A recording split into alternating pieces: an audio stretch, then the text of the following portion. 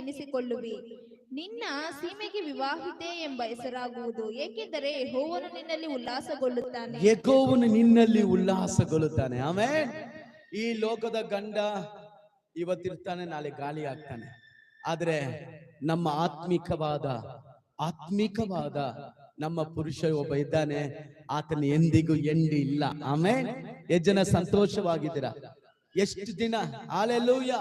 5ನೇ ವಾಕ್ಯ ಹೇಳ್ತದೆ, ಯುವಕನು ಯುವತಿಯನ್ನು ವರಿಸುವಂತೆ ನಿನ್ನ ಮಕ್ಕಳು ನಿನ್ನನ್ನು ವರಿಸುವರು.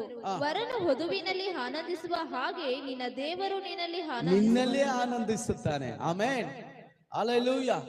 ಯಾವಾಗ ನಾವ್ ಹೇಳ್ತೀವಿ, ಅಯ್ಯೋ ದೇವರ ಸಮೀಪ ಹೋದಾಗ ಸ್ವಲ್ಪ ಸಂತೋಷ, ದೇವರ ಆಲಯಕ್ಕೆ ಬಂದ. ಕೆಲವರು ಹೇಳ್ತಾರೆ, ಅಪ್ಪ ಭಾನುವಾರ ಆರಾಧನೆಗೆ ಹೋಗಿಲ್ಲ ಅಂದ್ರೆ ಒಂಥರ ಮನಸ್ಸು ಬಾಧೆ ಆಗತ್ತೆ, ಜೀವನನೇ ಒಂಥರ ಇರ್ತದೆ. ಆದ್ರೆ ಭಾನುವಾರ ಆರಾಧನೆ